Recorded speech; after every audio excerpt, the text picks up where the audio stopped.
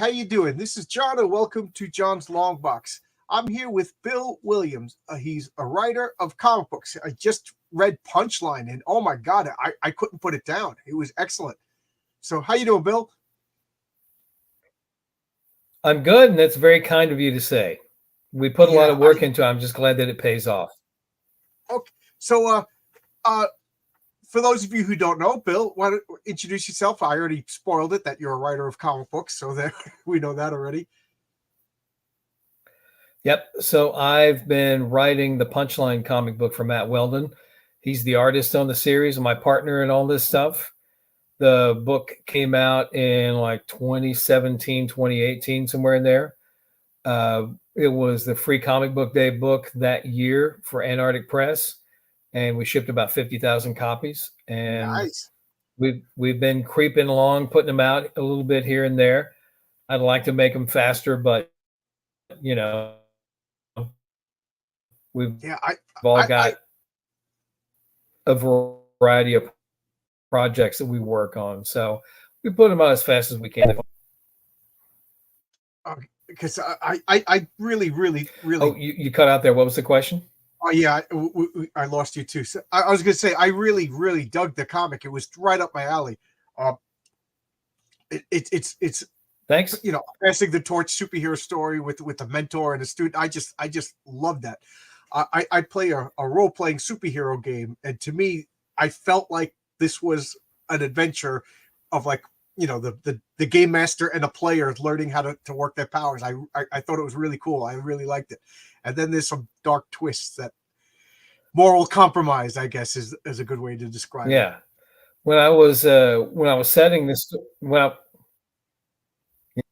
was setting the story up, I was setting up a mechanism like Lethal Weapon, where you've got two characters that don't quite get along. They both have a definite point of view, and they try to do the right thing as they understand it, but their understanding of the world kind of colors their approach, and that shapes their actions. So they come into conflict a lot, and there's a lot of conflict in those first 5 issues. After that, they sort of find a way to get along, but it doesn't always work. Yeah. I don't want to spoil or anything, you know. But let's just say they have different world outlooks and different ways to approach things. Yeah. So old world and new world, I guess, are clashing. Yeah, and Matt's and my relationship sort of mirrors Mel and Versima's relationship. Mel is a cranky old World War II era superhero, and she believes that if you kill the bad guy, it solves your problems. And Versima is the alter ego of Jessie McGrath, and Jessie is a kid. She's still in high school, and she thinks that if you kill somebody, you take away their chance to redeem themselves. So in a lot of cases, you'll have, you know, somebody doing something terrible, and Mel just says, you know, let me just put a bullet in him, and the kid tries to find a way around that. So I wanted to have, you know, some sort of friction. James Gunn is doing a Batman and Son movie, right? Brave and the Bold take, because he loves the Damian Wayne character, because there's built-in friction between Damian and his dad, Bruce Wayne, compared to Tim Drake or Dick Grayson or any of the other Robins. You know, that friction's a healthy friction. Yes, it's good grist for stories. Like I particularly like when she get Mel, the old timer, gives old timer. She's still young because of the nature of superpowers, but she gives her this bag of stolen cash and says, here you go, you earned this. And then she's like, I'm going to leave. And she's like, well, what are you talking? I can't keep this. And she goes, well, then you explain it to the cops. you want to do the right thing. You deal with the police. Yeah. You know, that was funny. She's like, I'll get you for this. What Mel does is, Mel does her best to stay one step ahead of the law, because frankly, most police departments and cops, they move pretty slowly. It's fairly easy Versma decides to hang around and explain things and sort of do the right thing, it creates friction there. So Mel's like, all right, you want to deal with the cops? You know, Yeah, F that. I'm Go out of here. ahead. Have fun with them. And I also like the twist of here's the young, naive, stars in her eyes superhero, and her sidekick is the old, experienced, wizened, more bloodthirsty one. It's a good inversion of the dynamic. The sidekick is the older, experienced one. It's pretty cool. Pardon my cough. I can't. And in future issues, there's a bit where, like, on one of the covers, Mel's standing on a ledge on the side of a building with an enormous sniper rifle, keeping an eye on her protege, and that's just her way of doing things. And she kind of skates through life because she cheats all the time. So there's a very different approach to being a hero between the two characters. Yes, I like it a lot, and at the same time, I kind of feel bad for Mel because she said she had superpowers since she was 12 years old, and untold time has gone by, and now she does not. It's almost like I figure like me losing an arm or a limb or a sense or something like that. So I could understand why she's bitter and angry. If I all of a sudden went blind tomorrow, I think I'd be bitter and angry for a while until I learned how to deal with it. Yeah, she's struggling to deal with it, and in her case, she got her superpowers in the gap between World War I and World War II, and she's been a hero ever since then. And that's part of what brought her into conflict with the organization that lends people superpowers. She just refused to retire, and she's essentially, that part of her has been killed, and she can't go to her chosen afterlife. So she's kind of walking the earth and having adventures, trying to figure out where she actually belongs, because she doesn't really belong in either place. Yeah, I said I got to read this comic before Bill comes on. That would, I got to do my research, and I only planned on reading a little bit. Like, okay, let me just get. And I sat here. I didn't move. My wife. I said, I'll have dinner after our talk. I want to finish this. It was that good. And for those of you who've been watching, that's very kind of you. I appreciate it. Oh, it's the absolute truth. I've been reading comic books forever, and I'm trying to make my own comic, and I really got engrossed in this. The art was good, the coloring was excellent. I see that you actually did some of the lettering too. That's pretty cool. I'm paying attention to all of the little details of comics now. Yeah, I started wanting to work in comics as an inker, and I inked just page after page after page of tryout stuff, and I realized, if I just put a story with this and hired a penciler, I would actually be making comics. So the first comic book that I self-published came out in '97. It's called Heroic Tales. And my buddy at the time, close friend, we're still buddies, but we're not close anymore. He's in Minnesota, I'm in Texas. Bill Willingham penciled the cover for me, and I inked it. And we did that again on another cover or two, and we worked on some projects over the years. But I've been making comics off and on ever since, except for times I get bit by the screenwriting bug, which I got bit by that recently too. So it's funny. Well, the reason why I reached out to you originally is I started working on a comic, and I picked the name Heroic Tales, and then I was like, oh, wait a minute, there. In the back of my mind, I was like, I think I knew. So I reached out to you and asked if it was okay if I use the same title. Do you remember what you said?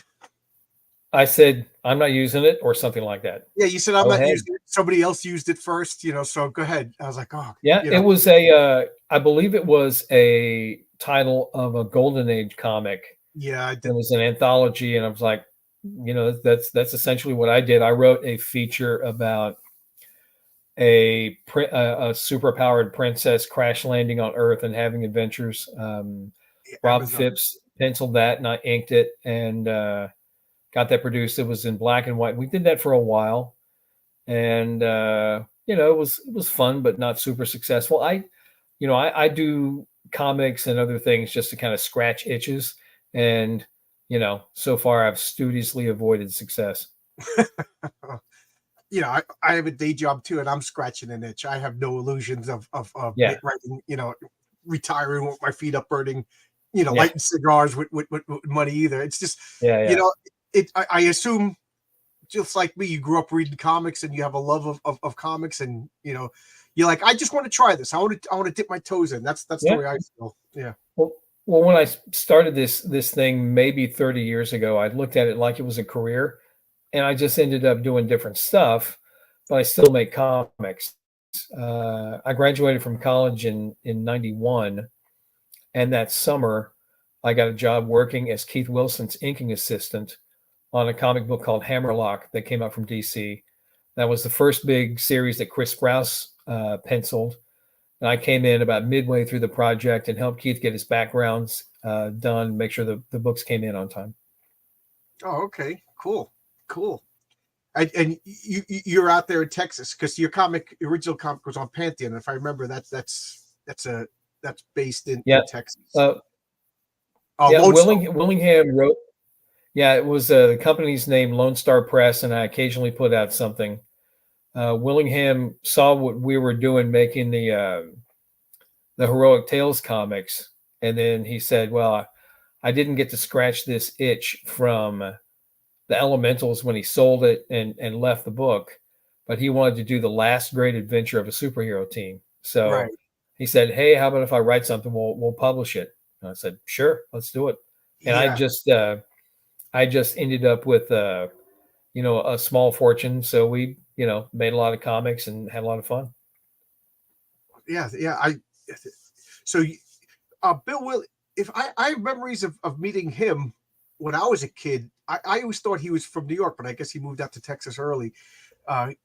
He's kind of a mutt. His dad was in the military, and he spent a lot of time up in Washington State, but he roamed around a lot. Yeah, I remember there was a store called Waterloo, which was like an old gaming store, and it was like back when I was a little kid. It was only 10 miles away, but it might as well have been a million miles away. Yeah. And my buddy's dad used to drive us out there, and I remember Bill as a kid, he was drawing modules. He was drawing supplemental stuff, and I remember talking, and I think I annoyed him. I was probably a pesty little kid, and then I met him years later at a convention in New York, and he was drawing the Elementals. I think I pestered him again. That's just the nature of comic book fan. So I always assumed he was from New York. I didn't realize he was. When he got out of the military, he went to Lake Geneva and worked for TSR for a while. And I believe when he was working for Comico, he was in the Philadelphia area. And at one point he was in Texas, and then I helped him move up to, he moved up to Vermont. I helped him move from Vermont to Vegas on one epically weird road trip. I was going to say, you must be a good friend to help a guy move across country. Wow. Well, I helped him move from Vegas up to Minnesota, where he is now. And I don't mind a road trip, and at the time I had plenty of time and money to burn. Oh man, I've helped people move across town, and that's enough. Across the country. Well, once you get the truckload, and it's basically a road trip, but with something that really doesn't handle well. So what comics did you grow up enjoy? What were your favorite titles as a kid? I just missed Neil. I turned 60 in a couple of months. Oh, wow! You look so young.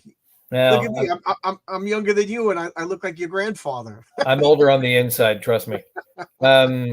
I just missed Neil Adams' run on Batman. I could find those old comics from time to time, but I was a big fan of 70s Jim Aparo Batman stories, especially the Brave and the Bold stuff. And that was a little bit on the other side of his sweet spot, and before, he was starting to have issues with his artwork. But man, in the 70s, that guy was awesome. His Spectre stories were great.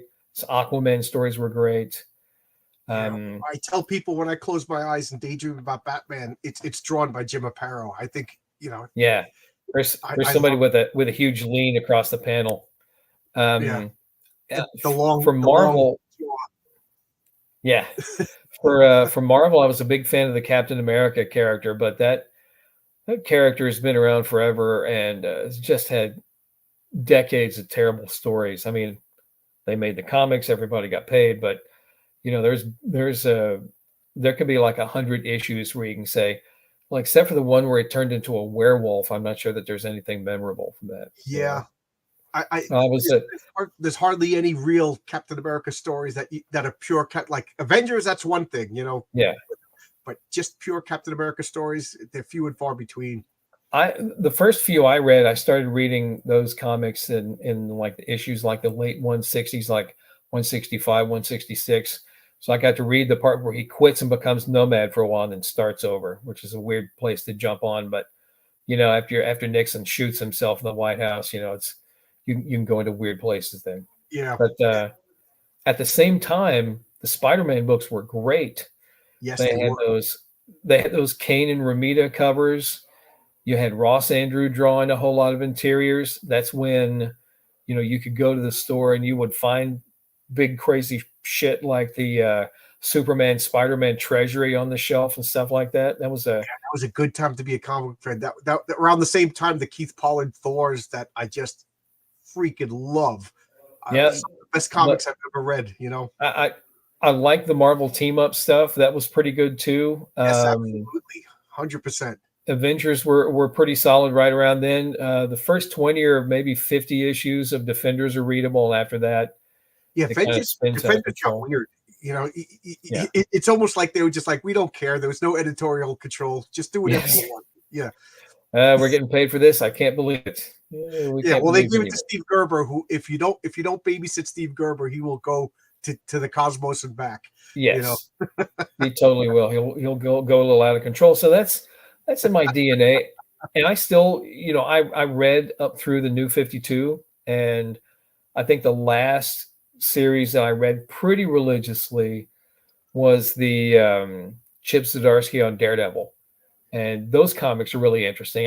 I still make recommendations to Willingham whenever I talk to him. And I said, Grant Morrison's Green Lantern books from a few years ago, these are interesting. And, Zdarsky's Daredevil, he's doing stuff with it I haven't seen before. So that's always good. And he got back to me and he said, Morrison's just being weird for the sake of it. But, Zdarsky's Daredevil had, his friends showing up on his doorstep and threatening to beat his ass and hand him over to the cops if he didn't quit because he was just terrible at his job. And when you have that as kind of a starting point for a long series of story arcs, that's pretty interesting. During that run, he goes to jail. Elektra suits up like he does. She goes out in Daredevil cosplay and creates mayhem. But that's a lot of people were getting upset about that. And I'm like, that's such a comic book trope. Somebody else takes over the mantle for a little while. Daredevil's going to come back. Just be patient. That happens a lot, right? I remember when Dan Slott's Superior Spider-Man. I actually liked it. I said, "Come on, guys, just realize it's going to be a year, and then Peter Parker will be back. Enjoy this right now. It's a different perspective." I liked it. Yeah, I think that's fun, and I know that there are good comics being made because they cross my desk every once in a while. But there's plenty of stuff I haven't read or haven't read recently. I was a big fan of Comixology, and we sold a ton of Punchline on Comixology. And once it moved over to Amazon, that pretty much shut off. But Comixology's having problems right now, isn't it? Basically, Amazon shutting it down, and that's the thing that large industries will do. They'll buy a small competitor and say, "Hey, this is awesome stuff. We're going to steal some of the tech and eventually crush it." And by then, people have moved on. But yeah, on Comixology, I was buying the Nexus omnibuses, and if you read those start to finish, you see Steve Rude learn how to draw and become, Steve effing Rude, and those books are just great. Yeah, I'm a big Nexus fan. It's one of the comics I just happened to get from the beginning. I had an older mentor. He owned the comic book store, and he would like, okay, you like this, try this. You like this, and sometimes I would like it, sometimes I would not. But Nexus is one of those I just happened to catch from the beginning, and I just it was just so different. It was like a sci-fi superhero comic that nobody was doing at the time. Maybe Jim Starlin, but Jim Starlin was doing way out there. Well, Starlin was way out there. So cosmic that I had a hard time keeping up with. What in the fuck is going on in these books? But cosmic, Adam Warlock was interstellar space Jesus. Yeah. If not every book has to be for everybody. And Yes, one of the yes. things that I think is a healthy change in comics is kind of a change in representation, so that you'll see, more diverse characters. I mean, I find it more interesting at this point in my work to write female characters, because I think that they have a different range of emotions and things that they can do, different than dudes. So I think that's more fun to write. Well, what I liked about Punchline, for those of you who don't know, it's two main female characters, and I just hate when two female characters they get along because they're women. These two women do not get along because they're women. They barely get No, along, and I thought no, that was realistic. they can barely stand each other, but they're kind of stuck with each other because with Mel being banned from moving on to her afterlife, she's kind of has to walk the earth until she can figure out how to fix the fix that she's in. And the kid is, having fun learning how to do all of this stuff. But I wrote a Tomorrow Girl Punchline crossover. I've been posting pages up from that here and there. And that was fun because it's mostly a Versima story, and I get Versima's character, but I don't get to write her that much. So it's interesting being able to write two young, enthusiastic people instead of a cranky old retiree superhero. And you had some original bad guys too. I like Yeah, Sawtooth. that part of it's Mr. hard to come up January with. was a great name. I love superhero names. I'm fascinated. Yeah, Again, I'm making my own comics, so I'm trying to come up with good bad guy names, good superhero. And I think a name that describes the character, describes the power, like a superhero name. I'm talking yeah. about, not the civilian identity, but the superhero name has to be a focus. And as soon as they said Mr. January, I was like, this is the guy's powers, and boom, Yeah. I just liked it. Everything came into it was perfect. He's got ice manipulation powers, and he struggles in the series, but he's a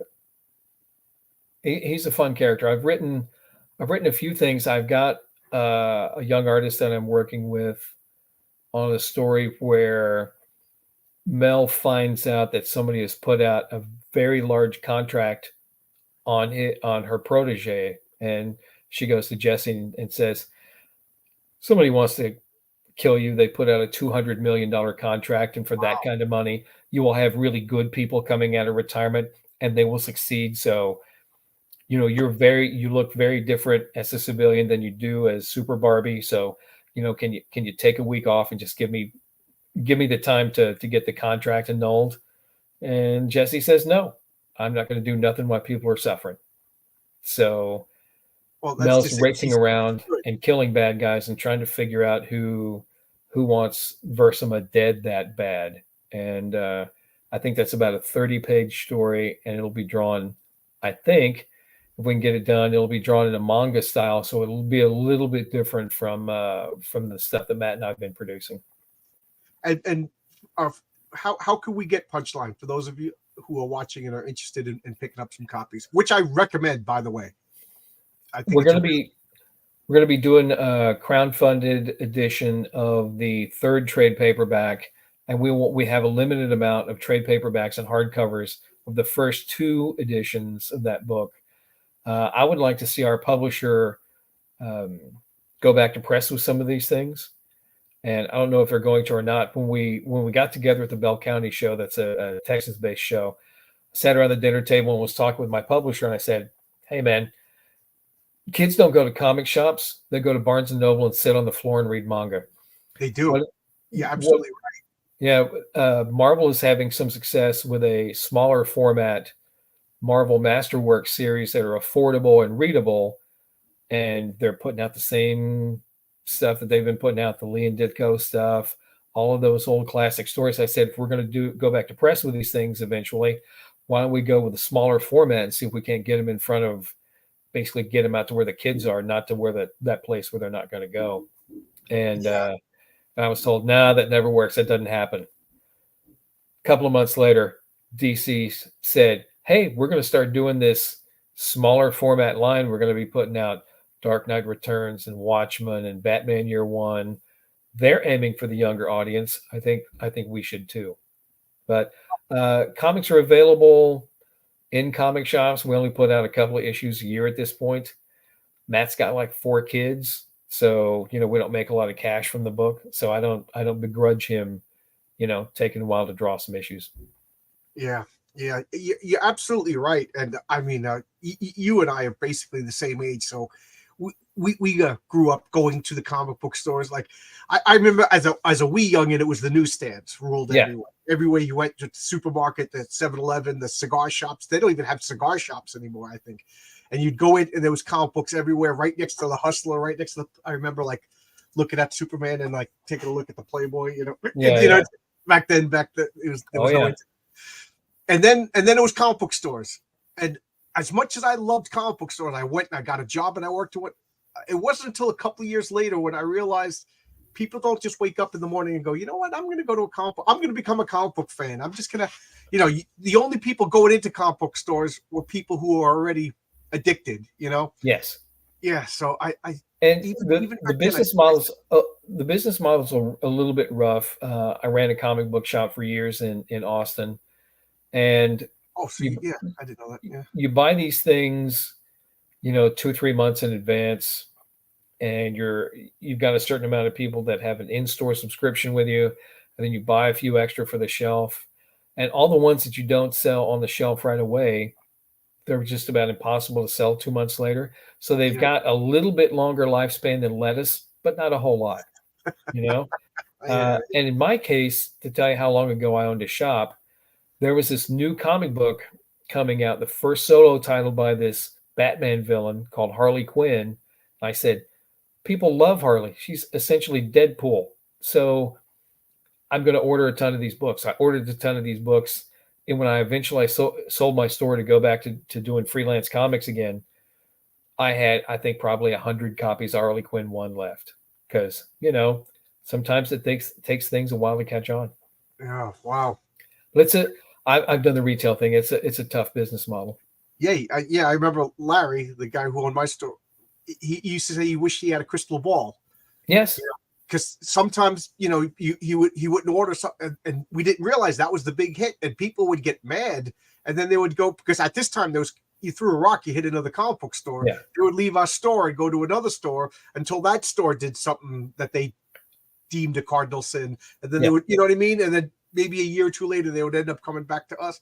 But sorry, we didn't we only ordered 5 copies of whatever Captain Amazing, and then next thing was the big hit. The competition now between Marvel and DC is so strange because they keep relaunching their flagships.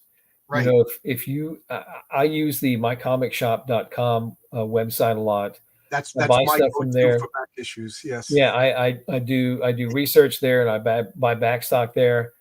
But if you type in something like Spider-Man #1 into the search bar, we'll get 8 or 10 pages worth of hits. Yeah, you can see right here. I'm just grabbing a comic. It says My Comic Shop right on it. Yeah. Well, those crossed books are creepy. Yeah, I know. I'm Garth Ennis.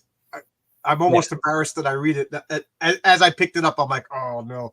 Well, I've really enjoyed some of his work. His book about the women that were the Russian snipers. Yes, the Night Witches. Yes, that was excellent. I love his brilliant book. Yeah. There's nothing like a field of Nazis rushing somebody, and just as they're running, little heads erupt into red mist and they stop running. And it's based on history, and yes, and I didn't know it existed, so I actually picked up novels about actual Night Witches, all because of a comic book, because I'm a Garth Ennis fanboy. Yeah, no, that the book is outstanding. He's hit and miss. I'm not a big fan of gory comics. I mean, I don't like The Boys. It's just too negative. Yeah. I bought it because I'm a compulsive comic book fan. I read it, because I decided I'm a fanboy.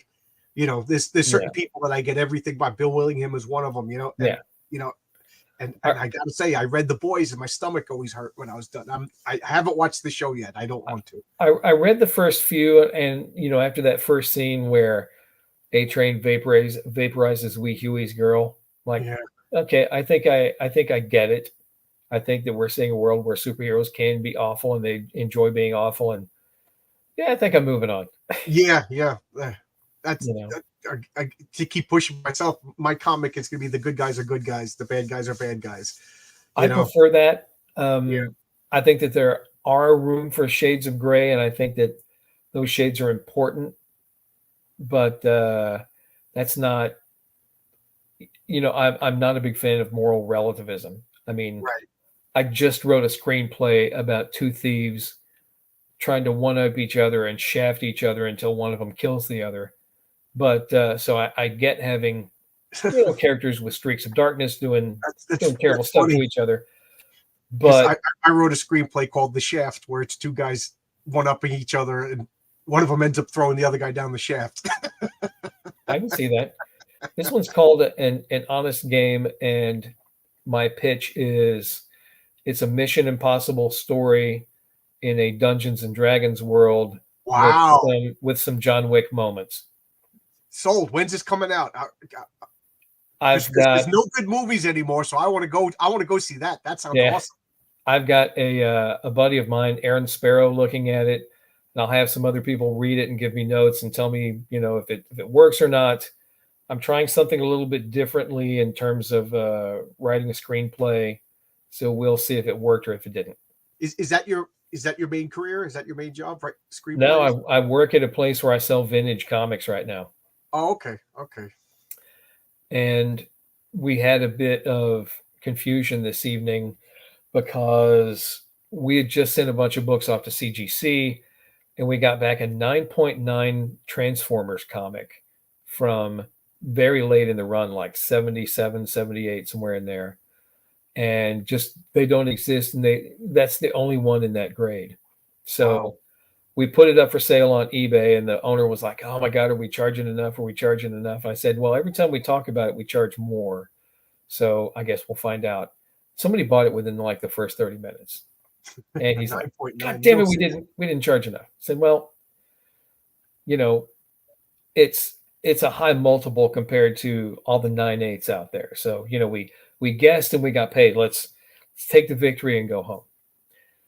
And then about an hour later, another copy sold. I said, well, we had one.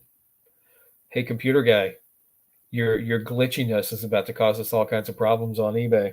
And he's no. like, oh no, oh no. So when I left today, there was a blind ass panic going on trying to figure out how to, you know, make the guy happy who bought a copy that's not there anymore. Oh my. How Oh, to man. keep the high rating with eBay and try to figure out what happened in our computer because we sent off a bunch of vintage comics and we got back 2 copies of Star Wars, one from 1977 that came back as 9/8, and those are like $4,000 comics. I said we can't see how many times we can sell these. We just need to sell as many copies as we have and no more. So we need to fix this glitch before people get even madder. So let's fix it. Yeah. Oh wow. That's not fun. That's not a fun day. No, because you make somebody ecstatic and somebody furious. I'm like, Yeah. can't we just stop once we've made somebody very happy? Yeah. Yeah. Yeah. I don't know. I've done that on eBay. I bought something, paid for it, then the guy's like, "I'm sorry, dude. I don't know what happened." So I've Yeah, seen it. I'm easy though. I'm just like, all right, accidents happen. As long as yeah, I get my money back, no harm, no foul. But I yeah. guess some people aren't as easy going as me. I, there are people. I think that there's a way to program eBay. I'm not. Obviously, I'm not really gifted with computer technology, but I think that there's a way to program in to eBay for you to get an alert every time like a 9.9 CGC Transformers book shows up on the market because that guy was on it within 30 minutes of that book posting. Yeah, there must be some sort of program. They also got a program where they could bid at the last tenth of a Yes. second and undercut everything that I've been doing for the past 3 days. I knew about the sniper program. I did not know about the, casting a wide net. And I want to be the first person to try to buy these things when they pop up About online. 10 years ago, I had an eBay problem, and it was like, I got to stop. I got to stop. I was getting boxes in the mail, and I have 18 long boxes of comics that I haven't even read yet. Yeah. I was up to 25 at one point, so I stopped. I cut down drastically. Buying a house will do that to you. All my money Yes. goes to the house rather than buying eBay comics.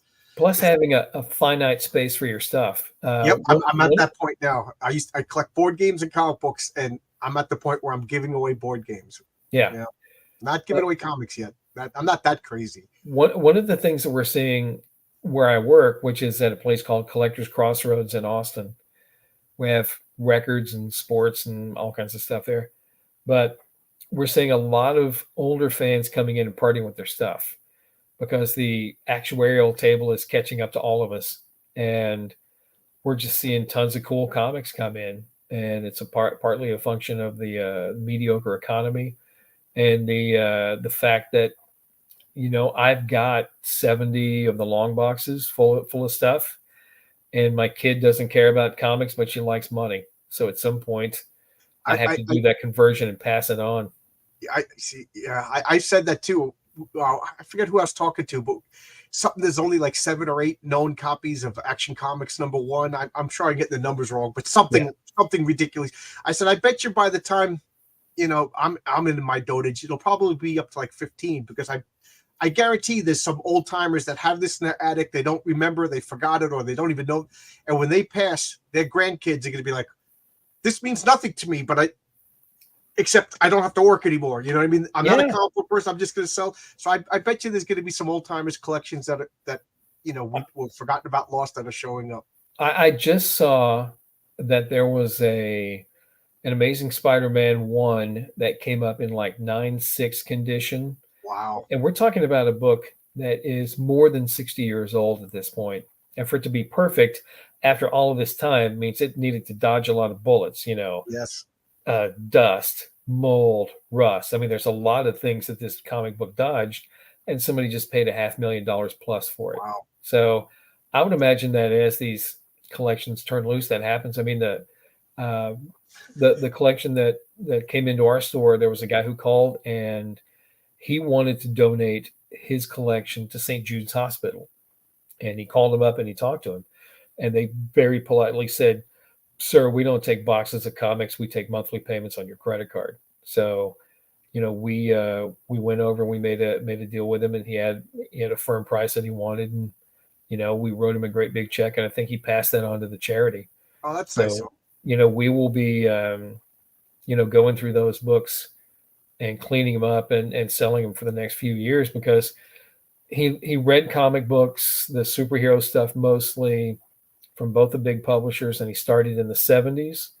And if he thought that a book was going to be a big book, he bought a stack of them. Like he bought 10 copies of Star Wars 1 from 77. And we sent the nice ones off, got them graded. And I've been going through his collection and pulling stuff out. He was, his name's Barry, and he was a big fan of the war comics. So he had a ton of war comics. I didn't know how valuable some of those were until we started, cleaning them up and pricing them up and getting them ready to sell.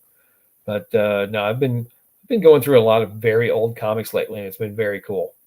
I remember getting Star Wars #1 as a kid, and if my memory serves, I think the comic even came out before the movie. It did, yeah. Yeah, and then I remember seeing the movie, and then I got mad at my comic because the lasers were the wrong color, the lightsabers were the wrong color. Luke's hair color was like yellow. So I did what any crazy kid did. I took magic markers and recolored my comic. You fixed it. Yeah, that's good.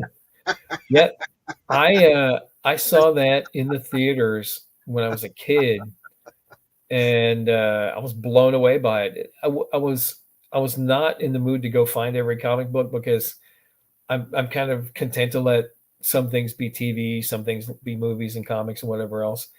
But that comic book just gets very weird after they get past the screenplay, right? As in, suddenly there's this green bunny rabbit bounty hunter character. I'm like, what the is this? And you've got Kane stepping in and delivering a lot of covers. So there's like, they're on the sea and there's giant snakes trying to sink their ship and all kinds of stuff. So it goes through a few turns before it, kind of gets its sea legs under it. And after the Empire adaptations, it's pretty much Star Wars from then on out. But, I quit, I think, before Empire because it was too different, Yeah. And like you said, I'm like, okay, Star Wars is a thing in the movies. Yeah. Battlestar Galactica is a TV show, Yeah, And yeah, yeah. comic books are comic books. Like I had to keep them compartmentalized, you know. Yes. Or else you'll Because make yourself crazy spending all day telling people they're doing it wrong. yeah, exactly, yeah. And now I'm doing it again as an adult when I see the Marvel movie. That's the way Well, it is. now, we've got the internet to fall back on. We can, go through and go through the minutia of other people's work and tell them how stupid they are. Yeah, I just saw the rumors now is that they're gonna have a female Silver Surfer. I'm like, why don't they just have Nova then? Unless they do have Nova and the news people don't understand that, and they're just saying it's a female Silver Surfer. You know, I have I have no idea. I mean, when you look inside the way that TV and movies get created, it's surprising at some level that anything ever gets made. right. Because, Too many. in comics work with very small teams. On a comic book, you can have two or three people totally destroy a comic book, but in movies and TV, you have so many people involved Yes. that, a terrible performance there, terrible ideas for action over there. It's pretty amazing. There's the TV writer for Rolling Stone, Alan Sepinwall, is a big comic book fan and he's a big TV nerd. And he just put out a book about that TV show, The OC. And I sort of want to read it because it tells the story of television production in that era, how things come together and work really well. And then when things go sideways, the show blows up and everybody gets fired. So I'm kind of interested in seeing, the ups and the downs. Yeah, it is. Like you said, a movie is a team effort, and every piece, it's almost like a puzzle. Every piece has got to fit. I'm kind of astounded when a movie like the first Iron Man movie. I mean, I think everybody could agree that was phenomenal. That was like Robert Downey Jr. stepped out of there was a couple of differences. It wasn't Vietnam stuff. I understood that they had to change. Yeah. But wow, I was blown away to the point.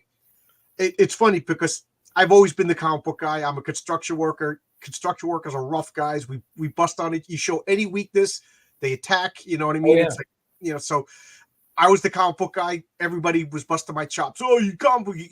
Oh, John's got to go home early today. He's got to get his Spider-Man outfit. Stuff like that. Whatever. Yeah.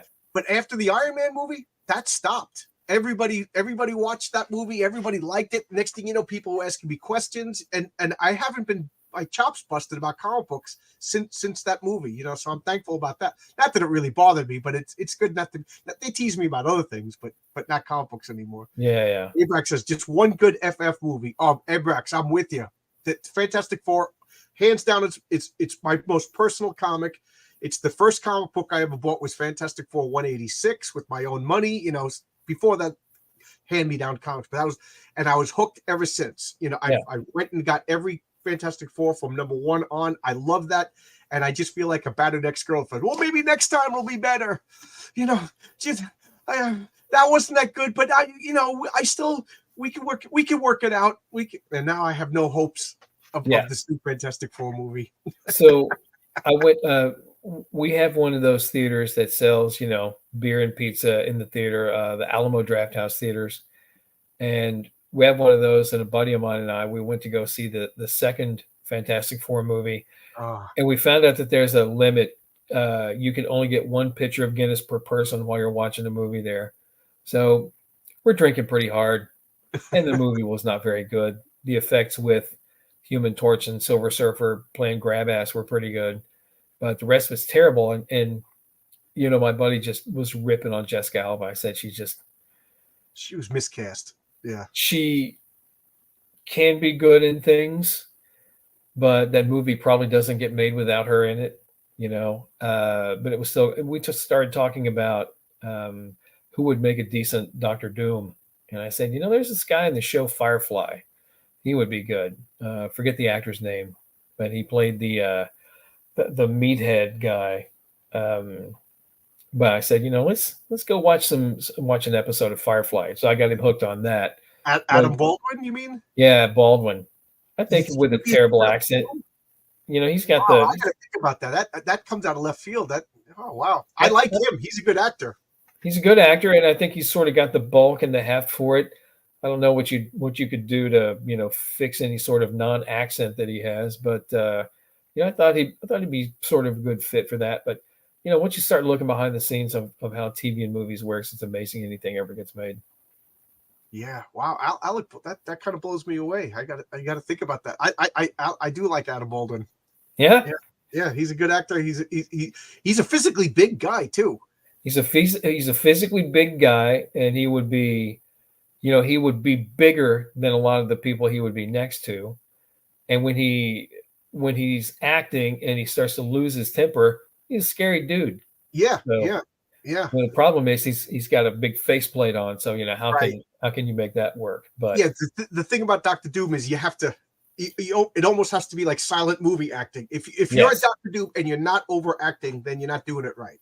yeah, There's nobody more egotistical and megalomaniac than you have to have fists in the air, you have to be gesticulating, and you have to project that voice because, like you said, it's almost like you're wearing a Greek tragedy mask. nobody's gonna notice that arched eyebrow. You got to backhand somebody. Yeah, that's why I was leaning towards what's his name, the guy who played V for Vendetta. Oh, Yeah, I because know he who you're seems talking like he about. doesn't mind wearing a mask for the whole thing, and then yeah, because the guy who played him in the two, he took his mask off every second. Why even bother casting? yeah, He was a I good love Victor that V. Von Doom, but he was a terrible Doctor Doom. Yeah, I love that V for Vendetta movie. That's such good stuff. Yeah. All right. Paul says it has to be very Greek theater, raise fists and bellowing. Yeah, that's the only way to do Doctor Doom is the biggest drama queen next to Silver Surfer. They're why is it always me? The Doctor Doom, Richards. Silver Surfer is kind of a shiny emo kid. Yeah, he spends a lot of time pouting. I think that the best version of Doom is certainly the Kirby version of Doom, where he's just he's acting so the people in the back row can see you act. Yeah. He's a very theatrical rather than cinematic villain. Yeah. I mean, it takes a special dude to walk around in a cape and a hood. It's like, okay, so you're hiding in plain sight, but then you wave your big metal fist at everybody. That's not subtle. Yeah. I love Doom is my favorite bad guy of all time, and I like I said, I'm very protective of the Fantastic Four, and again, I feel like a battered girlfriend. Next time it'll be good. We'll work it out. Come on, I like what they keep trying to figure out, but keep coming up short. And I just at this point, I've kind of crossed it off the things I ever need to see because. Let's see, you still haven't figured it out. You figured out Spider-Man to an extent. Come on. I really like the Hawkeye show. I thought that worked, but those things are hit and miss for me. Sometimes I will just lose interest in the middle of it. As much as I like Charlie Cox's Daredevil, and nobody spits blood like that dude does. I don't think I finished the third season of that show. Oh yeah, I think the last. I forget the Japanese character. I forget the name of. I think that the second season, I think it was the climactic, because I didn't. Yeah, that's what I think. But I loved it. I just these days, I don't know. I work outside. When I come home, I'm cold and tired. And any time that I have to watch TV, I read comics. I kind of TV's been hurting my feelings. Like I get so disappointed. I don't want to get lectured to, and everything's just. It hurt me once, and I stopped watching. Like I don't watch Star Wars anymore. I think they strayed too far. Whatever. These old comics I still love. I just read Punchline. I couldn't put it down. I thought it was great. Glad you like it. I enjoy The Mandalorian, and I find myself generally enjoying Star Wars as long as it's not caught up in the Skywalker family drama. I thought Rogue One was very smart and very well done. Was good. Yeah, I enjoyed Rogue One. I thought it was very brave. They killed off all the characters, Yeah. Well, it's also my favorite version of Darth Vader. Not Harry cute Vader. Uncle Vader. It's a terrifying goddamn force of nature Darth Vader coming through. It's like, oh no, the tornado hit our trailer park. We're all fucked. That Vader. It was terrifying that Vader through the whole scene. There's a great version of that character that I think Charles Soule wrote in the comics, where set in between A New Hope and Empire, Vader finds out that guy that he's got that strange feeling about is over on this planet, and Vader flies out there by himself, takes on an entire rebel group as they're doing a training mission, and they crash on this desert planet, and he has this brutal fight with them, and it's just him, and there's no back down in that character at all, and I love that about that character. Yeah, sometimes, I especially as a kid, I watched Star Wars, fascinated by Darth Vader. It's cool, and I'm playing with the toys. You forget he's a bad guy. You know what I mean? Yes. I'm just playing with Darth Vader like he's everybody else. Yeah. And then you see Rebel 1, and you're like, oh yeah, he's a monster. He was a henchman for an awful person, and he enjoyed his work. Yeah, blowing up the planet as a kid. Yeah, I didn't comprehend the horror of that. Now as an adult, when I because I still love the first 3 Star Wars movies, I'll rewatch them. That scene comes up, and you see Carrie Fisher. She just looks, she does this like slump, like, and I think, wow, the whole planet like is gone. All their archives, all the history, all the the art, the stories, the jokes, it's yeah. And now and Grand Moff Tarkin's like, okay, next we're gonna go over here, and you're like, oh my god, this guy's he's worse than Vader. He's worse than Dracula. He's I'm trying to think of he's worse. Dr. Doom didn't come anywhere near doing that. No, he wanted to. Doom wants to have a planet to rule. He doesn't He doesn't want an asteroid field. Right. Yeah. Doom will stop and turn up and team up with the Fantastic Four to fight off Galactus because this is his world. I don't own it yet, but this is mine. Yep. But I'm talking to somebody about a timeshare. Yeah. I find myself. See, I'm loving this talking about comic books. This is great. This is just I love this. I'm an old school comedy nerd.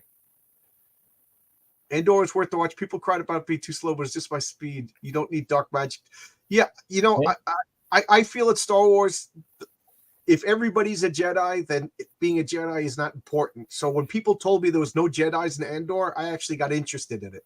Well, you've got low-level bureaucratic functional evil in Andor, and that seems much more relatable now. Yeah. Yeah, I deal with that at the motor vehicles and stuff. Yeah, the daily mechanism of evil, is right there in Andor, and I think it works pretty well. But yeah, I'm an old school comedy nerd, so I've been watching Only Murders in the Building.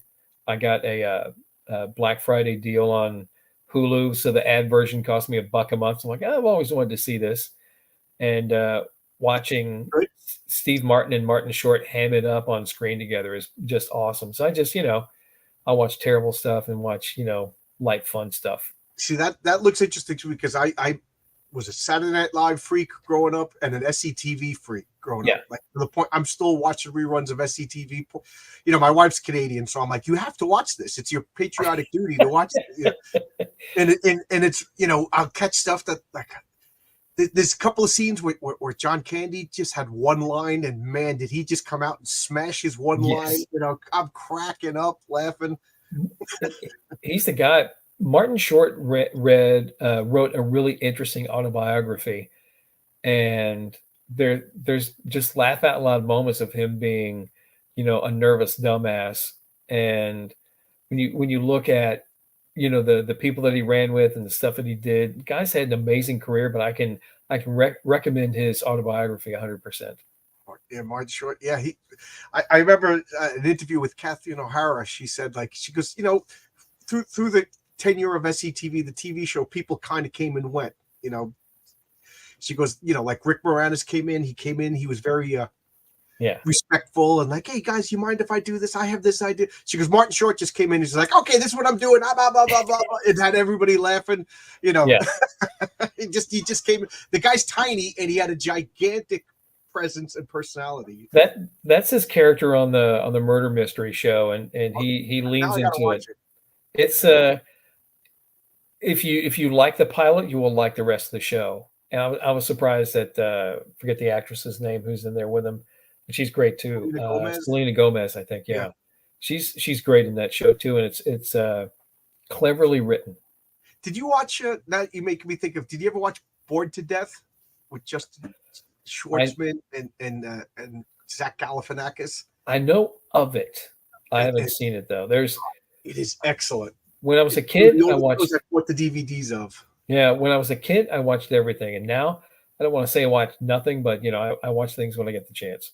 Right? Yeah, you get more selective. And that show, whatever it was, but the guy breaks up with his girlfriend, just Jason Schwartzman, and he just decides that he's going to be a non-licensed private investigator, and he puts it in Craigslist. So he goes out and could you find my cat? Can you find my skateboard? And next thing you know, the mafia's after every Yeah. episode. You're like, how did this schmuck do this? And Ted Danson is their friend. He sells pot to Zach Nice. Galifianakis and Ted Danson. What I like about it is the three screwballs who have separate worlds.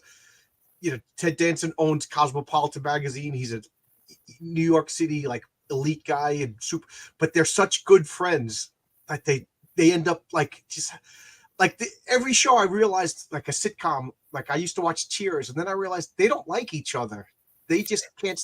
Nobody else likes them, so and I stopped watching that show. Yeah. But bored to death. I'm like, these guys, like, they screw up multi-million-dollar deals because I got to go help him. We're friends now, And I don't know. Friendship means a lot. I'm very loyal, so I like that show.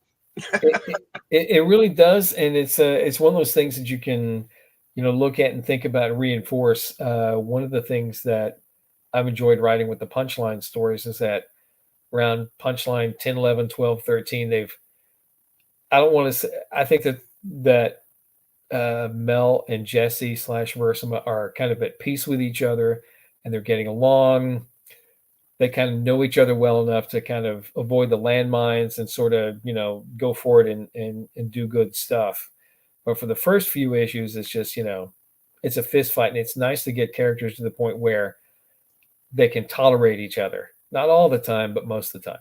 Yeah, I like their relationship. And it works. It's organic, and it makes sense given the fact that Mel is vastly older. Like she said, she got her powers in a completely different world. Yes. Between World War I and World War II, and then the new character for Siba, she's a millennial. Yeah. They might as well be from Mars and Jupiter. Yeah, she's the only thing that I don't lean into when I'm writing Versama is having her be on her phone all the time, because I think she thinks that she's really responsible. So she, wouldn't be suited up and then, making TikTok videos and shit like that. Right. I think that would be a crutch. I'm not trying to compare myself to you, obviously. Well, it's a cliche. Right. And I think it's an easy thing. Like, and I think it would be sloppy because comic books are a dynamic medium. And I see that from the big two all the time. People are taking out their cell phones, and then it's just a blue text and a green text, blue text, blue. And I think that's just a crutch that's easy because that is, I'm messaging my wife when I'm already going for dinner. We're going to do this. Oh, the cat is here or whatever. You know what I mean? We do that all in a comic book. I want to see laser beams and people flying around. But, and it's funny that you said that because I didn't even notice that it was missing. And I think that's good because I think it's just a newbie mistake to include people sitting on cell phones. There's a certain lack of immediacy if you have two characters in a scene and they're all staring at other objects and not, yelling at each other. They got their finger in each other's face. They're imploring, they're making their case. A couple of people, standing on rooftops texting each other lacks a certain amount of drama. Yeah. I think because again, it's realistic to do it, but then again, it's also realistic for me to not fight crime. And sit in my basement and eat a burrito. Nobody wants to read that. I didn't show up to read this Batman comic to see Bruce Wayne have a long meeting with his accountant. Right? Yeah. It's just assumed that it happens. Otherwise, somehow, some magical way, Bruce manages to balance the budget of Wayne Corp. Yeah, it's like one of Elmore Leonard's rules of writing. Don't write the stuff that people are gonna flip the chapter through. I mean, you just don't write boring stuff. Right. And people texting each other lacks a certain immediacy. I totally agree. So you said you're going to write something. What's your something about?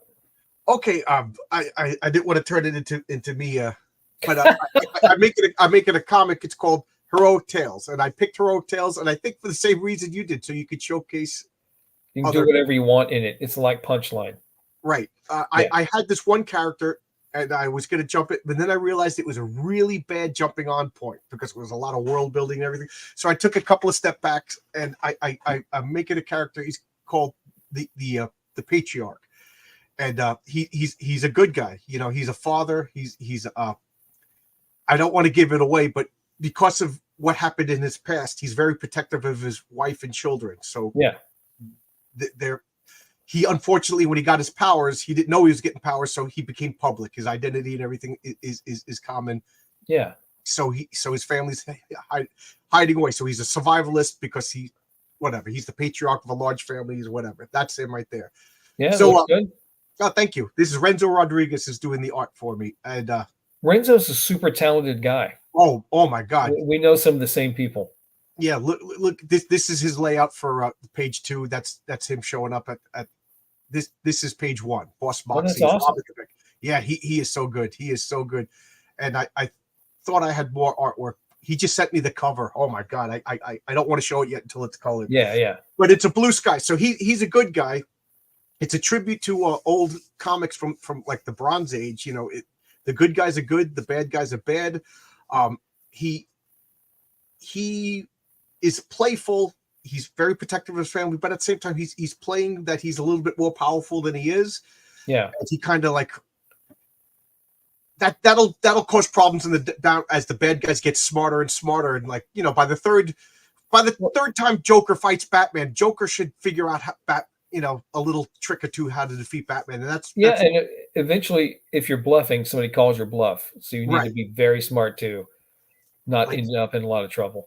So so the first issue, he struggles. You have to struggle, but by the third time I have a story with the patriarch, you're going to see him like, oh my, these bad guys. The guy who invents the giant robots is smart. Mm-hmm. You know, you don't just make. So the smart guy is actually figuring out how to work around him, and I think there's going to be some tension in that. And we were talking about moral ambiguities. In the third issue, I'm going to introduce a Punisher type character. You know, so he's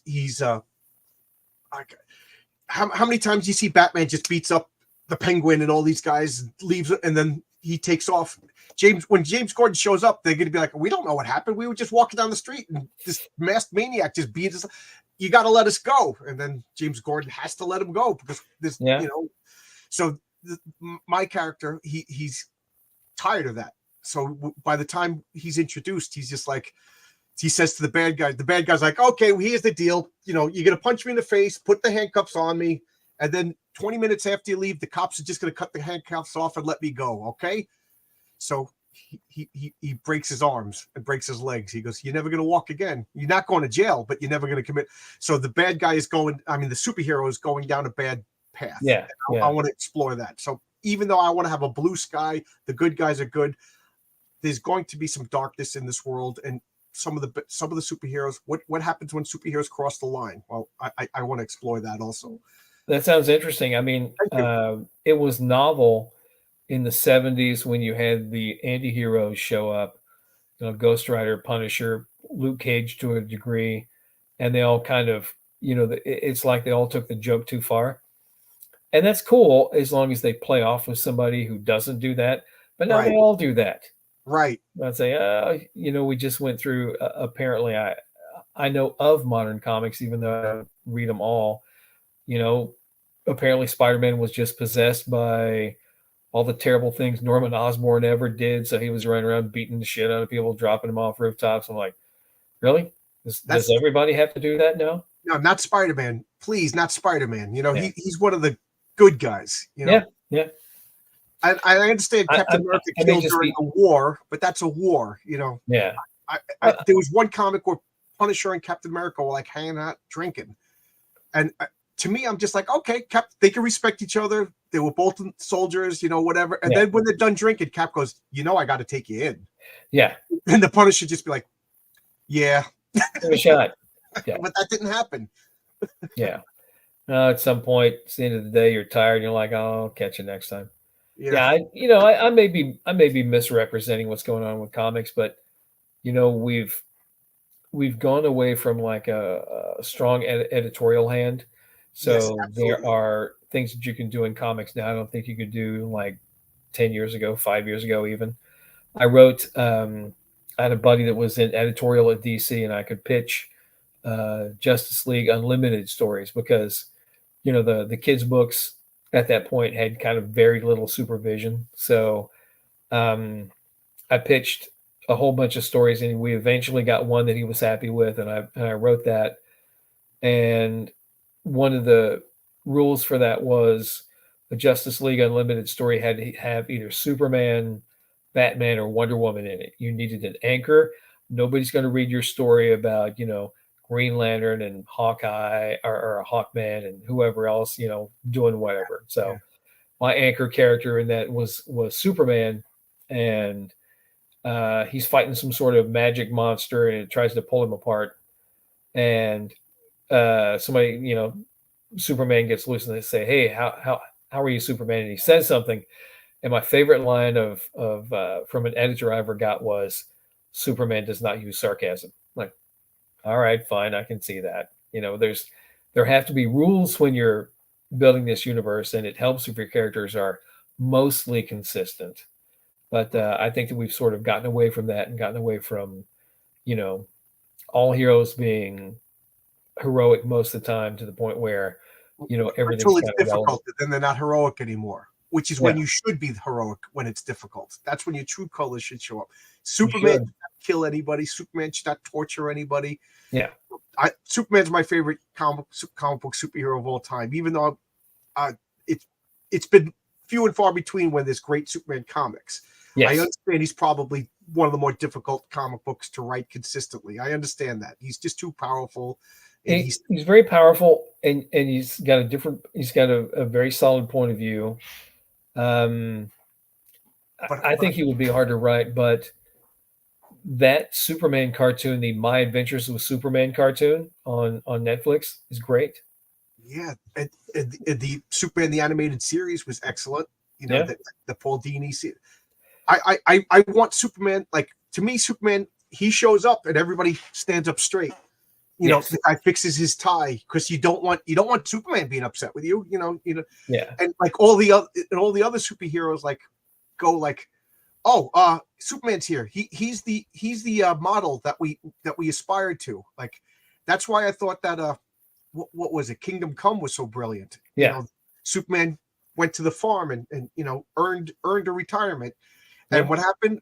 All the superheroes became punks and wise asses and troublemakers, and vigilantes in the worst sense of the word. And then Superman had to come out like daddy and give everybody a little spanking on the bottom Yeah. and straighten every. I thought that was brilliant. I I'm kind of hit and miss with Mark Wade, but Kingdom Come's a great book. Yeah, I got problems with Mark Wade too, but I will not. He can write a good story, but Kingdom Come, I always wonder how much is Alec Ross and how much is Mark Wade, because when I read Marvel X or Universe X, the Marvel version, Yeah, I get the same vibes from that. yeah, And yeah, Jim Kruger, I think, is the writer. So I wonder yeah. how much is Alex Ross coming down from him to. Well, when I sat down with Matt, I knew that Matt Weldon could really draw. He was drawing some books, and we wanted to work on a project together. So I sat down with him and I said, I've got this story about a superhero who gets fired and she has to train her replacement. And Matt said, okay. I said, I've also got this high fantasy story about a kidnapped prince, and it's a little bit like Big Jake, but with elves. And he goes, oh, let's talk about the superhero thing again. So I think that with a good partnership, you sit down, you talk with your partner, and you say, okay, what do you want to draw? Like there's an issue of Punchline, I think issue 7, with starring this character Matt developed, he really liked, and he wanted to build a story around her. And I said, all right, how about if you draw it and I'll come back through and add some extra drama. And I think that depending on who you're working with and how strong the personalities are involved, that can kind of be the thing that happens. Well, first off, I'm loving this. This is like the most wonderfully geeky conversation I had in a long time. Yeah. Just Superman and all these. But what about Punchline? What I do like is it's almost like it's a commentary on social commentary on comic books, but it's behind the scene because Mel is almost like what you said, the vigilantes, dark justice, He's an everybody's anti-comic book character. right, and then Versema, she's to me is Silver Age goodness, Yeah. maybe a little bit naivete. I don't know. Maybe by issue 30, you're gonna have her just beating the crap out. I don't know where you're going, but I do like that she is a good person, and the bad guys aren't playing around. They're eating people. They're murdering people. This Mel's story set in the past is very dark. If I don't want to spoil anything. So who's right here? Is Mel right? Is Versema right? I lean towards the sunshine and goodness because that's what I want to. But I also reckon, like again, in my own comic, there's going to be a superhero that, if you're rooting for him, then I don't think you can rooting for this guy is what I'm saying in my comic. You can write characters that are compelling, that are kind of awful. I mean, they got 7 seasons of House out about an addict who will do anything to, keep getting his pain meds. He just happens to be a batshit crazy, brilliant doctor who's good at fixing broken people. And, unfortunately, he's awful to everybody around him. I mean, the trick about writing good fiction is not to have everybody perfect, but to make people want to know what happens next. Right. Look at The Watchmen. Alan Moore didn't like Rorschach, and he was generally surprised that he's my favorite character. Yeah. I think he's everybody's favorite character. I Dr. Manhattan and Rorschach just steal the Watchmen from me. He's a compelling, flawed character, and through the course of it, you find out why he's so flawed and kind of screwed up. Right. But I think that Moore was kind of horrified that this angry little fascist is everybody's favorite. It's like, no, he's a cautionary tale. You're not a good person if you just go into bars and torture people to get what you want. Right. And I mean, it's not like I want to sit at the table with Rorschach. Out of anybody, probably Night Owl is the one you would hang out with. But Rorschach was my favorite in the fact that he was just a great character. Yeah. I go through and I reread Watchmen every year or two. And every time I read it, I find something a little bit different. And the thing that I appreciated after all of this time as a writer is his themes and his transitions in the book are great. You will see somebody just getting the snot beat out of them and blood flowing. And then that cuts to the red of a rose at a funeral scene. Right. The way that he moves you between scenes is not jarring like a lot of modern comics is, and just the craft involved is pretty amazing. I always thought it was like an Orson Welles. Yes. What's the word? I can't think of the word when you write the stills for a movie. Yeah. Think of the action lines in the movie are very important, and the thing is, those have to be very short because you don't want to bore the pants off of people. But I've read some of the original script pages by Moore because those have been reprinted a bunch of times, and the level of detail in there makes me think Dave Gibbons is a saint. Now I've met him a couple of times, very nice man. I don't know if he's a saint or not, but the panel descriptions in Watchmen are, in the foreground, there's the kid and he's talking to the newspaper vendor. In the middle ground, there's a taxi going by and it's got this kind of ad on top of it. And in the far background, in the alleyway, there's this other thing going on. And every single panel on that 9-panel page is like that. And I'm like, oh my God, Dave Gibbons has the patience of a saint. Yeah, every panel is almost a page. Yes. Very long descriptions. Yeah, very long. And he's like that with everything. If you read Promethea, I very saw meticulous, and the same thing. I loved his Jack B. Quick stories. Yes, Chris my favorite Rouse Strong. Yeah. Peppy the Cricket. I love the Tom Strong stories. Chris Sprouse's art is perfectly suited to that. And it was nice to see Chris working on something that was getting that huge acclaim. But I think it's a tragedy that Moore doesn't want to work in the world of comics. But you know, seeing the way that comics are run, that was probably inevitable. You know, Yeah, yeah. most He's, creators, but I love him warts and all. You know, yeah, yeah, yeah, yeah. it's His stuff's kind of amazing. fashionable to bash on him these days. I've been seeing a lot of anti Alan Moore Yeah, stuff, and I'm like, you know what? He's probably, I don't know. I was going to say something that I realized I shouldn't say. I was going to say he's probably not pleasant to hang out with, but I don't know. Maybe he's super pleasant. But I don't I love know. him. He's given I me think decades that of enjoyment. a lot of the people that are still mad at Moore, I get the feeling, they're mad that he left. You know, it's not so much that they're mad, but he artists are entitled to have different parts of their career. A Yeah, comic book part, a screenwriting part, a whatever part. yeah. I'm a fanboy. You know, have you Yeah, read From Hell? I have. It was a long time ago, but I liked it. That actually scared me. It's comic book. There's only two comic books that actually physically scared me. One of them was a scene in Preacher. Actually, two scenes in Preacher scared the crap out of me. And From Hell, just the whole scene. Every time, like I would put off reading it. I'm like, I got okay, something about serial killers and that just scares me. Everybody No, goes but through a serial killer phase. I tried.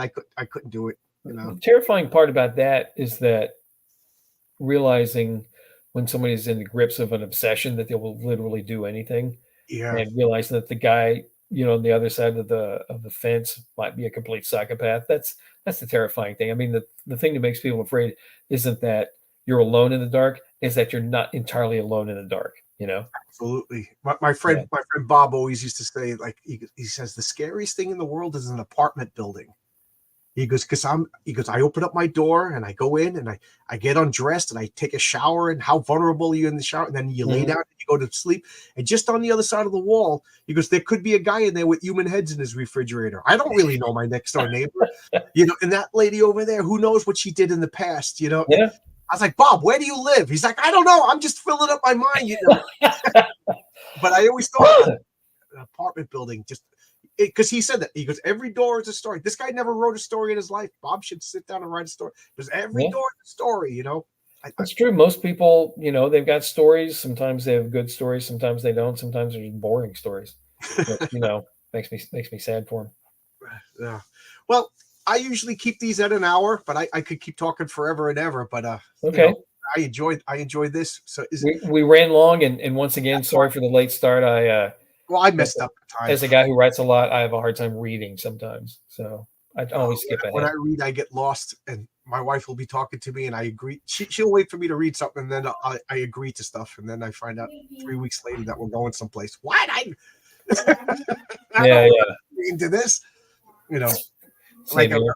if I'll Well, be on the subway and I'll just daydream, and next thing you know, I'm late for work because I'm 3 stops away. yeah, I do that a lot. I've got to the point where I have these flashes, and then I forget because, like I said, I'm getting older. So I'm coming to you through this laptop, and I will take this laptop with me some places. And when I get an idea, I will sit down and write it on.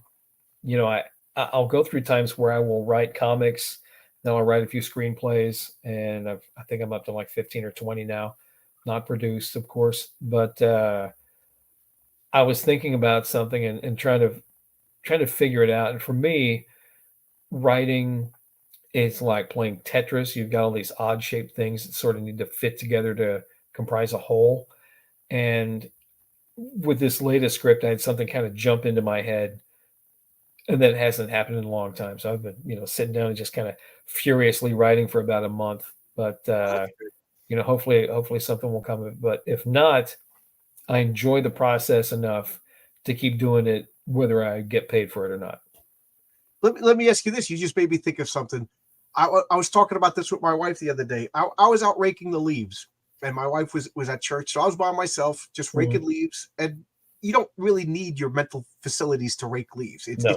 it's a mindless repetition, and I enjoy it because that, and I daydream. Yeah. And I literally thought up I was having a problem with one of my comic book scripts, and I solved that problem while raking the leaves. And then because of that, that led to 2 other stories. I'm like, oh my god! And then when my wife came and joined me at the raking leaves, we started talking, and then she was like, "What's the matter?" I was like, There's no other way to say this. This is going to be mean, but I was enjoying, daydreaming, and so she understood. She understood, but my point being is now that I have a cell phone, I've only had a cell phone for like 5 or 6 years. I was one of the last people and I find whenever I have an hour commute, I take out my phone and I don't daydream anymore. And I find that like I used to just have story after story after story, and I would write them down and I'd write scripts. But in the past 7 years, my actual writing has diminished. Like I'm talking like I probably write about 10%. And I think the cell phones is just robbing us of this daydream potential. Like I don't know what religion you are, but I remember going to church, and there's nothing more boring than church to a 9-year-old. And I'm sitting there thinking, what would Han Solo do if he met this? Could Han Solo fight Darth Vader? Could Batman fight Spider-Man? And blah blah blah. And, now, during that boredom time when you're waiting online at DMV, I'm taking out my phone and I'm like getting mad at somebody on Twitter that playing dumb video games. Yeah. Yelling at Twitter. I actually think Twitter's a lot more fun now with Musk running it. But I got to agree. First off, I always liked it because I curate it myself. I have the willpower now to not attack this guy that I kind of like because his politics aren't 100% of mine. So I'm going to alienate him and piss him off. I don't do that anymore. I used to do that. I'm very much a live and let live kind of guy. I mean, I don't know why people think the way they think, and it's not my job to change it. Right. So, I do around that finally. I do notice that cell phones are like a drug. Yes. You can sit down and just start scrolling on a social site and read for an hour and just not be a hair smarter.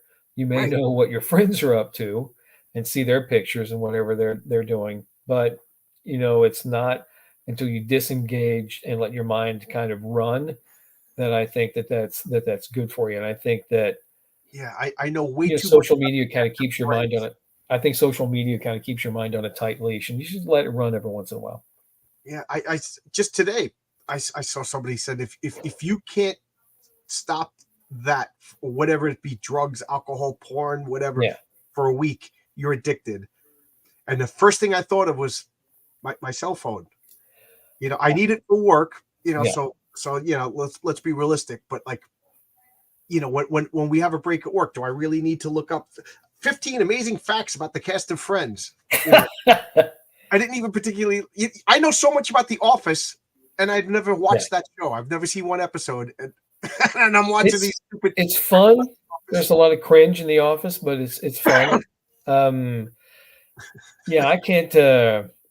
I sort of need my phone at work, especially for the next month at work, because I work in a store. We do a lot of retail. They've already started playing like full shift full of Christmas music.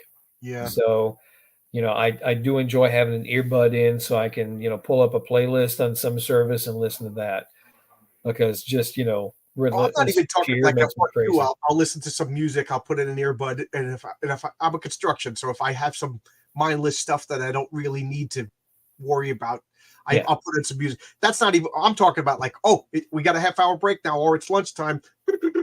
Oh, Bewitched. Why was there 2 Darrens? Why am I wasting my time? It's very telling if you go to some place where you have to stand around and stand in line. People don't really talk to each other a whole lot anymore, but they'll scroll and play games and whatever else. Yeah, me and my wife we go to a restaurant, and now we're both looking at our phone, and I'm like, this is my wife, and here I am looking at the cast of Gilligan's Island, the unknown symbolism that you may have missed. I miss a lot of stuff. I went to the Longhorn game this week and watched Texas play Texas Tech, and in the run up to that, we just kind of wandered around out in front of the stadium. They've changed it into like a cleaner version of New Orleans. There's Ferris wheels and zip lines and all kinds of stuff out in front of the stadium. I'm like, when the blank did this happen? So I like getting around and interacting with the real world, because thank God the real world is bigger than that tiny little screen. Yeah. Well, see, this is what I enjoy too. Is this was an hour and a half of you and I talking comic books, and we got kind of geeky for a while, which I absolutely loved. Yeah. Keep me off my phone for a while, and then I'm gonna go have dinner and read some comics. I'm gonna try to stay off my phone for a week to see if I am addicted or not. Wow. Yeah. I don't know if anybody. Again, I got to use it for work, and then I'm working on this comic. I got to talk to my Renzo and my colorist Oscar. So that stuff, but that's necessary stuff. But there's a difference. Unnecessary stuff. I don't need to know everything about Barbara Eden at this point in my life. There's a difference between using your cell phone like a cell phone, and then there's a difference between that and being engrossed in it like you were watching Lawrence of Arabia. Right? Yeah. Like if I can't handle, again, I used to be able to sit in church with the smile on my face for an hour and a half. Yeah. Because we used to learn how to deal with inconvenience and boredom. Now, and I see my brothers and sisters and my nieces and nephews doing it with their kids. The kid immediately starts fussing. iPad, do this, I'm sounding like the old timer now, but like you got to be able to deal with like entertain yourself for a little bit. There's a certain value to boredom, right? Because you find a way to overcome that rather than just kind of getting your information drip from your phone. Right. I wonder, like if there were cell phones, in the way times, would we have Van Gogh? Because you know what I mean. Like, would he just waste his time on his phone? He's probably like, I'm bored. As a kid, I'm gonna paint. I got a talent for paint. Well, as weirdly obsessive as he was, he'd be texting that girl the whole time. Oh yeah. Don't give him a phone. Yeah, you're right. Yeah, it's like, I'm blocked. I'm blocked. You sure you still don't want to come over to dinner? I've got wine. Oh, look, I've got fish. Hey, look, I could cook something for you. He would be doing that all day long. There's a funny story. Insert time. Exactly. All right. Well, I'm gonna go. Thank you. This is so much fun. I really liked your comic Punchline. For those anybody who follows my channel knows that I don't talk about a comic unless I like it, because I don't have time for talking about comics that I don't like. So the fact that I'm talking about it, I thought it was really good. I try to play a game. I call it Beat the Writer. So I'm trying to figure out where it's gonna go, and I don't want to tell you because then you're going to change it on me. I win, but yeah. I'll get back to you in a couple of more months and see, like, oh, you got me. Oh, no, I'll see if I can't send you some more comics too. That'll help. Oh, thank you. I appreciate that. Yeah. Yeah. Oh, wow. Thank you. But it's a good Punchline. And you could get it. You could get back issues of it, and you could get a trade paperback of it. And you said it's going to come out in a manga-sized edition. Oh, I'm hoping. I'm not sure if I can, throw the dollars at that, but we're going to put a third trade paperback out. It has Mel hanging around with a British secret agent because she needs something out of him. It has a Jessie takes her final test with other daughters of Hercules to see if she gets to keep her powers, and then Matt wrote a couple of stories that are giant team up books with ninja high school characters and all kinds of crazy stuff going on. Sounds fun. Are you going to crowdfund this? Huh? Is it going to be crowdfunded in the future, or did I mishear? That was a Punchline 11 through 15, and the publisher, I think, will be shipping the third collection maybe next month, and we'll be doing a crowdfunded one. We usually do one that's hardcover and soft cover, and we usually give our publisher first bite at the apple. Okay. And it's a way for us to interact directly with fans. Yeah. And I really, and the art is good too. It's Matt Weldon's a genius. Yeah. It's good artwork, great storytelling. This is all the stuff that I'm now paying attention to now that I'm dabbling with it. Now that you have to do it. Yeah. Like I give my wife Renzo's layouts, because there's no lettering yet. And I'm like, tell me the story. Yeah. Yeah. And she, she doesn't get, the quips and the dialogue, but she's like, this is happening here because this guy's doing this perfect. Renzo's a great guy for that. Yeah, he's really good. I'm so lucky. If he says he doesn't want to draw my comic's done, because everything else would be a step down. You can always work with other people. It just makes it a different project. Yeah. In my mind, like when I'm writing the script, I'm picturing Renzo, and then I give it to, and he comes back to me, and it's almost exactly what I pictured. Yeah. Yeah. Oh, Prater says he didn't get a notification. I've been hearing about that lately, that YouTube is not doing notifications. I'm sorry, Prater. Yeah.